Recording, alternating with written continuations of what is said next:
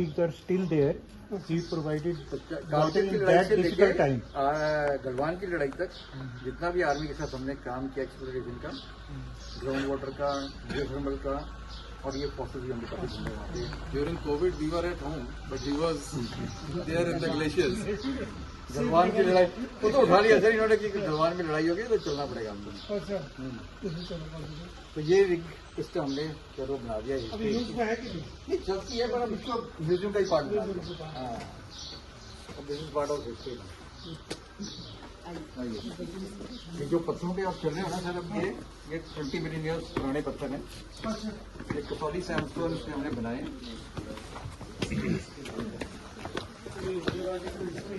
हाँ, ये सारा हमारा जियोथर्मल का क्लाइमेट का थोड़ा सा काम है। इसमें प्लानिंग क्या है सारा ग्लोबल वार्मिंग का क्या है? Global warming is the natural thing.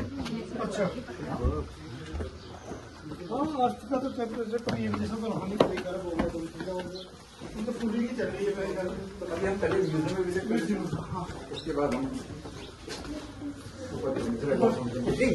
पहले म्यूजियम देख लेता हूँ, उसके बाद थोड़ी सी मैं कहानी सुनाता हूँ। ये फिर यहाँ के हमारे यशपाल जी और आ जाओ, हमारी टीम है सर।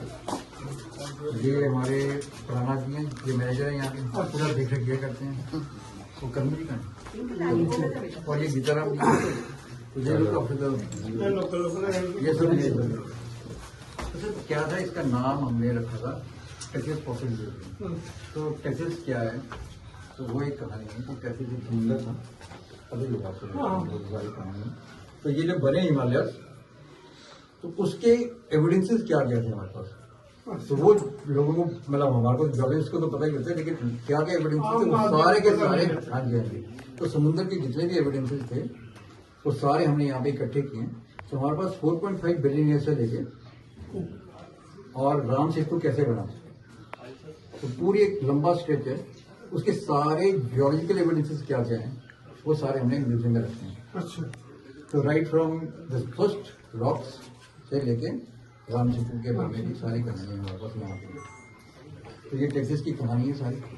तो हाँ, ये गिनीज में बस उसी लिखने किया हुआ ये आर्टिफिशियल कंडीशन निकाली थी, पर इससे हम तो मेरे ख्याल 18-20 हज़ार फीट तक भी जा चुके हैं। अब हाँ, गलवान में हमने जब किया था उसके बाद डीवीओ और दूसरे सेक्टर में। तो ये सारी कहानी है। अब इसके बाद तो ये पहले गवर्नमेंट के साथ हम पहले से वो जो रॉसकॉमन बन गया ना, उसके ऊपर टॉप फ्लोर में ये म्यूजियम बना था। अच्छा, फिर वो एनजीटी की ऑब्जेक्शन आ गई, तो स्टॉप हो गया। तो मैं कहा ये तो गड़बड़ हो जाएगा। फिर 2017 के बाद हमने अपना ये शुरू करा सारी कहानी, बाकी वो आपको बाद में कहना।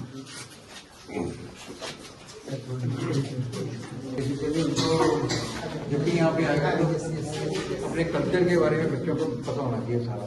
तो ये उस पर है। तो अच्छा बताओ जरा इसमें क्या कहता है आपका वेद और क्या कहती है हमारी मॉडर्न। जिस प्रकार आपने देखा हो कोई भी चीज आरंभ होती है ना, उससे पहले मंगलाचरण होता है। उसी प्रकार से हमने मतलब सबसे शुरू में वेदों को रखा है। और हमारे 4 वेद होते हैं, ऋग्वेद, यजुर्वेद, सामवेद, अथर्ववेद।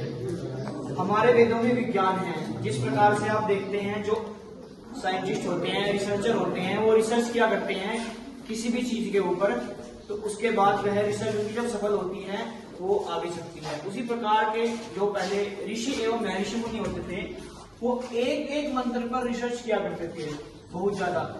जब उनकी रिसर्च सफल होती थी तो वह वेदों में आती थी, और उसकी जो मतलब टीम या जिसने उसको रिसर्च की है उसके ऊपर, वो सब उनके देवता ऋषि सबको इनका नाम लिखा जाता है वेदों में। तो जो ये है मंत्र है, ये ऋग्वेद का 129वां जो सूक्त है उसका मंत्र है।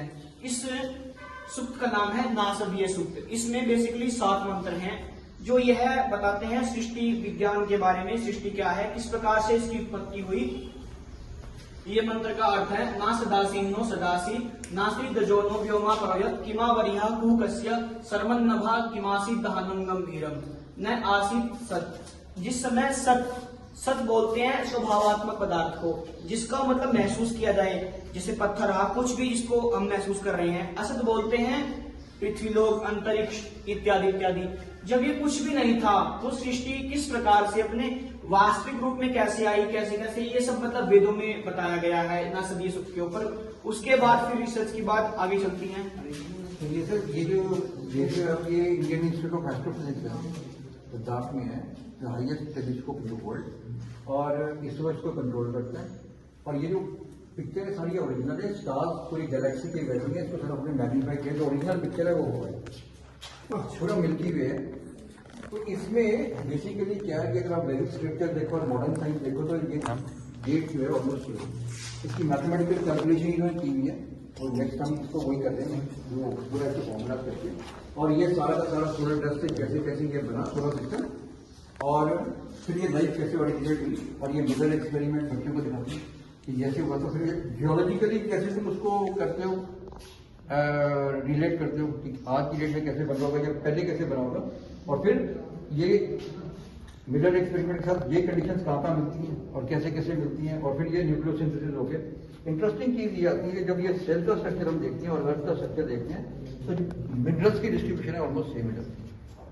ये बड़ा इंटरेस्टिंग जब हम समझा रहे हैं, कोशिश करते हैं अपने आप को, तो ये कॉन्सेप्ट हमारा बड़ा लगा कि कोर में आयरन होगा और यहाँ भी माइटोकॉन्ड्रिया में आयरन होगा, यहाँ पे भी अगर गेम खेलनी है आपने पोटेशियम सोडियम की तो ICU में वही चलता है, और यहाँ पे भी जब अर्थक्वेक आएंगे तो मोस्ट प्रॉब्लली उसी की डिस्ट्रीब्यूशन होनी चाहिए। अभी तक की नहीं है स्टडीज, लेकिन ऐसे लगता है।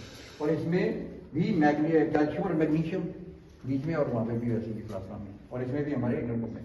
तो ये मेंटल का स्ट्रक्चर और इसका हमने दोनों की सिमिलैरिटी करके किया।